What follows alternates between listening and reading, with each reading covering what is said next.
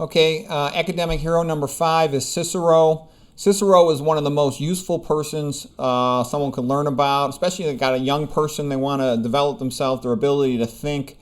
You want to study Cicero. Cicero is the most interesting of all the Romans. All of Roman history kind of revolves around Cicero. He's a transitional figure between the Roman Republic and the Roman Empire. When you study the ancient Greeks, they sort of ennoble you. They're sort of an idea of what mankind is capable of being. Like Aristotle said, it's almost like the poetry and stories. They show you how life could be, what man can aspire to. It's different with the Romans. The Romans are more sort of brutal, kind of primitive.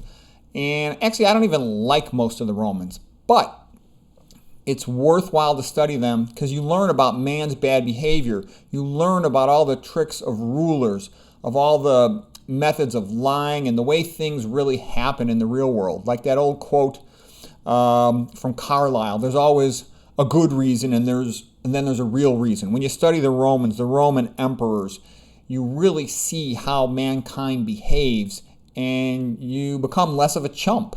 Because the things that happen in the modern world, they're just, most of the time, just copies of stuff that happened in the past, just with, the modern technology. And one can learn a tremendous amount from studying the Romans. It's one of the most important things I would say for a young person, if they want to develop any type of intellectual sophistication, is to know the Greeks and the Romans. Okay, so Cicero. He lived from 106 to 43 BC. Here's a quote from Rufus Fears, PhD, professor at the greatcourses.com courses. It's now called Wondrium as well. Rufus Fears is like the best professor out of all their history professors, and I've gone through over 100 of their courses. He's got this greatest view of history in a long scope, and he makes everything into a story, very interesting, very memorable. And here's what he has to say about Cicero. Cicero was the noblest of the Romans. Cicero is the Roman equivalent of Plato. Cicero was as fluent in Greek as he was in Latin. Okay, well that's because Cicero had been raised by Greek tutors, and he traveled to Greece to learn more about Greece, its philosophers, historians, and orators, and he translated some books from Greek into Latin, like the Timaeus, for example, which is then featured in the painting by Raphael, School of Athens. Cicero had said that an orator is a performer like an actor. He was the best orator in all of Rome that ever lived in Rome, perhaps that ever lived anywhere. He had relatively poor origins, but he rose to be the leader of all Rome due to his magnificent oratory skills. And then here I joke about what was the Roman Republic like? Their celebrities, a bunch of thugs for the most part. Pompey was a thug. Crassus was a thug. I think Cato was a thug. Caesar was a brilliant thug. Cleopatra was a femme fatale. Anyways, Octavian was another brilliant thug. But what I'm trying to say is Cicero is different. Cicero is light and hope and happiness. He was multilingual, hyperliterate genius. He was good. I really like Cicero. Now, don't get me wrong. Cicero's no angel. He was a lawyer and he played all kinds of games and tricks. But it's going to be very valuable to learn those because you'll see him every day in the real world, in the modern world.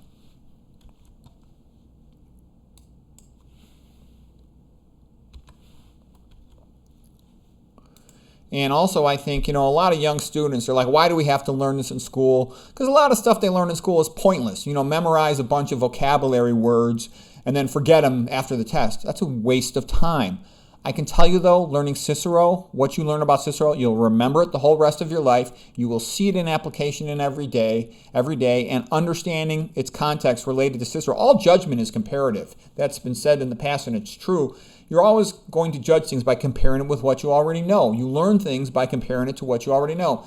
And you will see the things that Cicero says every single day in your regular life, and they'll be valuable to you. So it is highly worth your time to learn about this.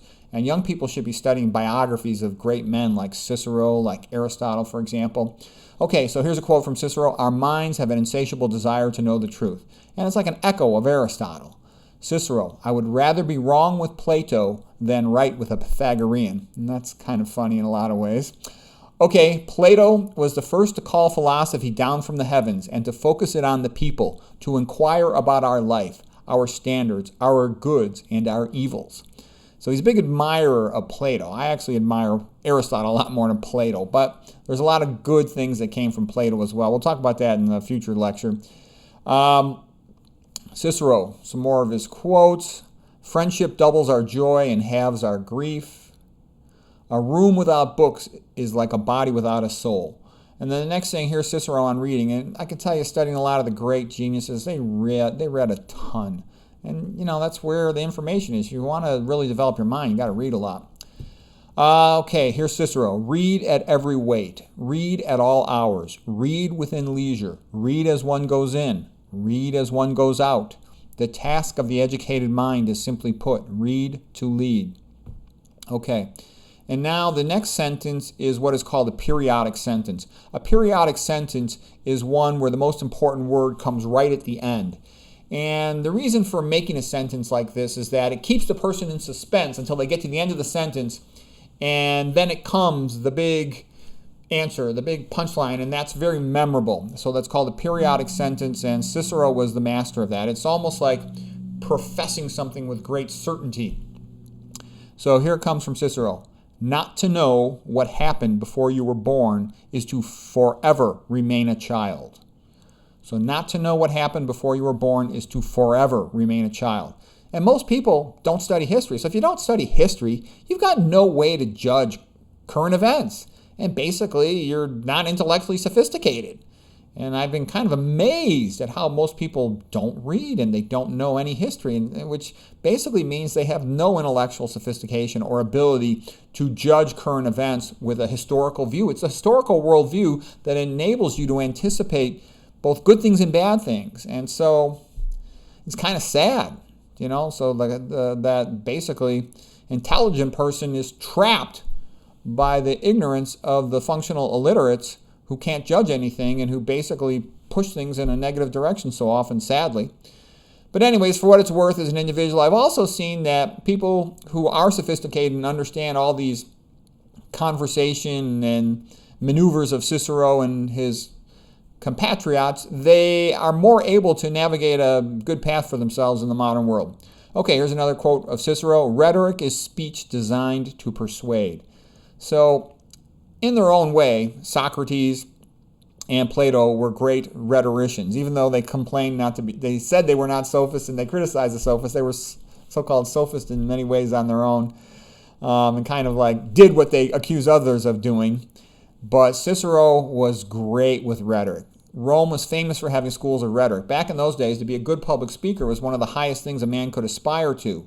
And Quintilian was another Roman who ran a great school for training public speakers, and Cicero was his big hero.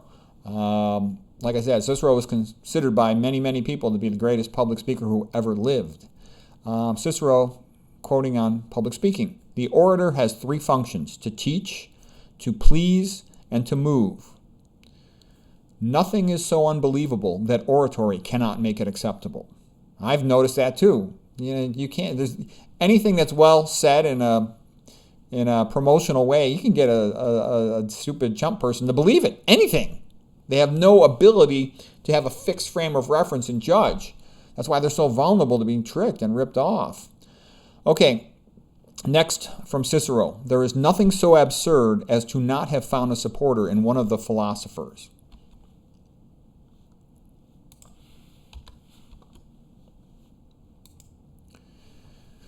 Okay, now here's a quote by Cicero. This one's useful.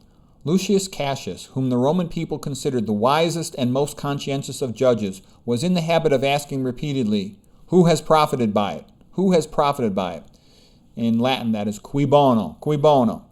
No man attempts to commit a crime without the hope of profit. And that's a good thing to ask yourself. Whenever you hear something going on that seems ridiculous, just ask yourself who benefits. And quite often, if the person who benefits has the power to make it happen, they're the ones that made that happen because they had the power. Okay, so that's a good way a lot of times to figure out why things happen.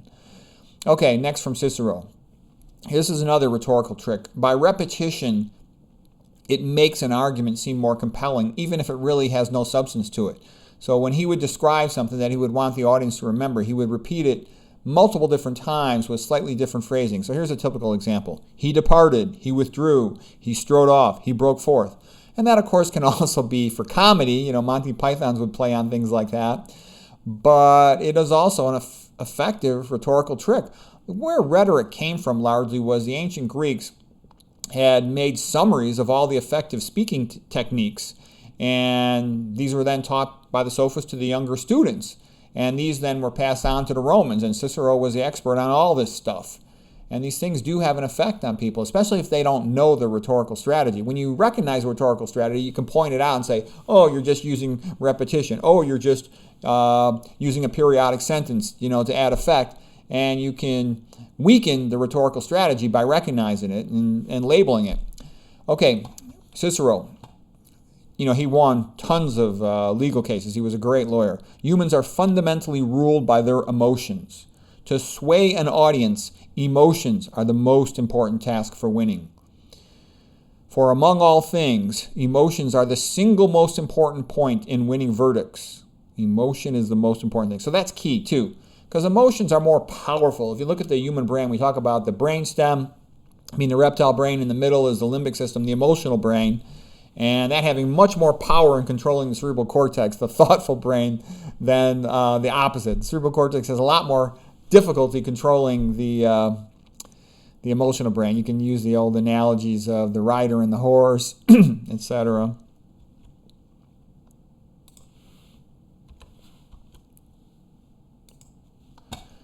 Okay, Cicero continues, when you have no basis for argument, abuse the plaintiff. Now that happens all the time. Whenever you see somebody's getting emotional, like more than they should with an argument, it's usually because their position is very weak. And that unfortunately ends up a lot of times being an effective rhetorical strategy. But if you point it out and it's a fair discussion setting, then that's useful. And here's Cicero again. Orators are most vehement when their cause is weak.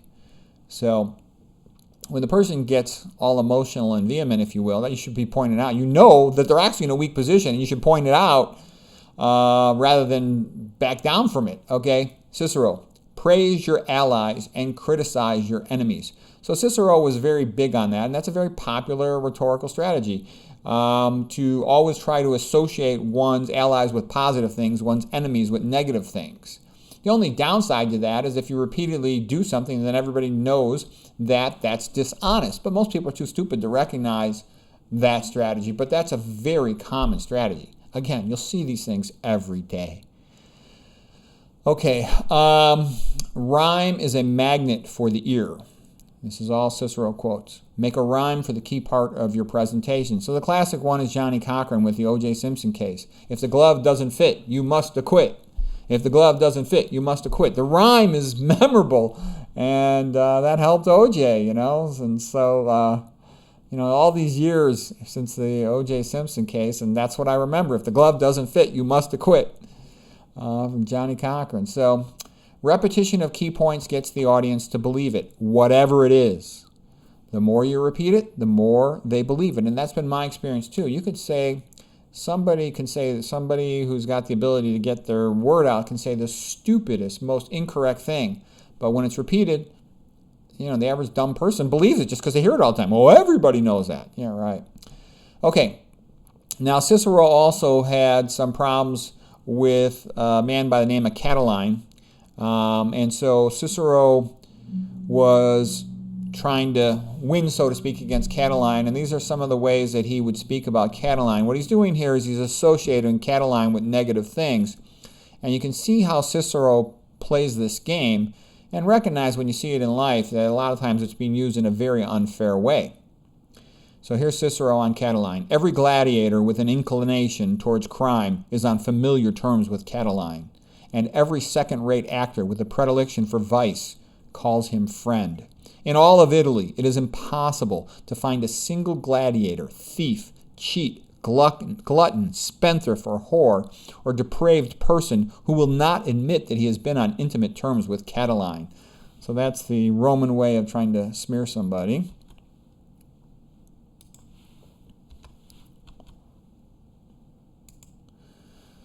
Okay, continuing with Cicero. Cicero, into his courtroom cases, he would bring paintings that would show, his side of the case in a good light and the other side of the case in a negative light. He would bring statues in there also as props to convince the people, the jury, so to speak, of his side of the argument. And then he would have these contrasting, like, verbal argument battles to show how right he was. Ad hominem means to just insult and criticize one's opponent, repeating one's phrase, as we talked about, to drum it into the mind of the jury, the listening audience. Hyperbole, to exaggerate his point. So here's just Cicero, criticizing his opponent, and just watch how he makes it a back and forth battle. That's kind of memorable when it goes back and forth, back and forth. So I have the green, all the favorable stuff, the yellow, all the negative stuff. Simply by comparing our cause against theirs, we can see how completely worthless they are. One side is decent, the other lascivious. One is pure, the other foul. One honorable, the other deceitful. One reverent, the other accursed. One calm, the other raving. One virtuous, the other indecent. One restrained, the other salacious. Justice, moderation, courage, prudence, and all the virtues fight against injustice, extravagance, cowardice, rashness, and all the vices. He's almost wearing out the audience, so they're so fatigued. They're like, okay, Cicero, you win. So it's good to see all these games so that you can listen to them and not be persuaded by this type of rhetorical tricks. Okay, the other one is demonizing an opponent for the sake of a conflict. Okay, so there was a conflict between the Carthaginians and the Romans, and Cicero was also one of the ones sort of adding fuel to the fire, so to speak. So here he is using rhetorical questions, the questions where everybody knows the answer, but it creates an urge in the audience to answer the question in an emotional way. So here he is talking about the Carthaginians. Who are they who have so often broken treaties? The Carthaginians. Who are they who have waged war with such atrocious cruelty? The Carthaginians. Who are they who have laid waste to Italy? The Carthaginians. Who are they who pray for pardon? The Carthaginians. Yeah, I get the Carthaginians, the football team, win the game. Okay, but what I'm saying is recognize these tricks, because a lot of times people use them in a dishonest way, and if you don't recognize the rhetorical strategy, it'll seem compelling, but then once you realize what they're doing, you realize it's bogus. Okay, so now why do I like Cicero despite all these sort of nasty, sneaky things he does? Because Cicero also did a lot of good things. He sort of promoted this appreciation of Greek philosophy and history, of the benefits of education, of a lot of the good virtues of the old Roman Republic. The Roman Republic did have a lot of honorable stuff. When you read about it, you'll actually be rather impressed about their sense of patriotism, their sense of pride. They did a lot of good things. Okay, so anyways, here's Cicero talking about what he saw as an unfortunate transition in Rome, as there was a decline in respect for the old ways and the old virtues of the Roman Republic. And he sensed that Rome was descending into dictatorship, and he did not want to help Julius Caesar impose a dictatorship on the Roman people. And here's just a quote of sort of the things Cicero was saying in that context. The Republic, when we inherited, was like a beautiful painting whose colors were already fading with age. But in our time, not only have we neglected to freshen it by renewing the original colors, but we have not even bothered to preserve its forms and outlines. What now is left of the ancient customs on which the Commonwealth of Rome was firmly founded? They have been so utterly buried in oblivion that not only are they no longer practiced, but they are forgotten. Okay, so I think that's it for Cicero, and Cicero is well worth learning, and it applies to modern life quite a bit, so hope that was helpful.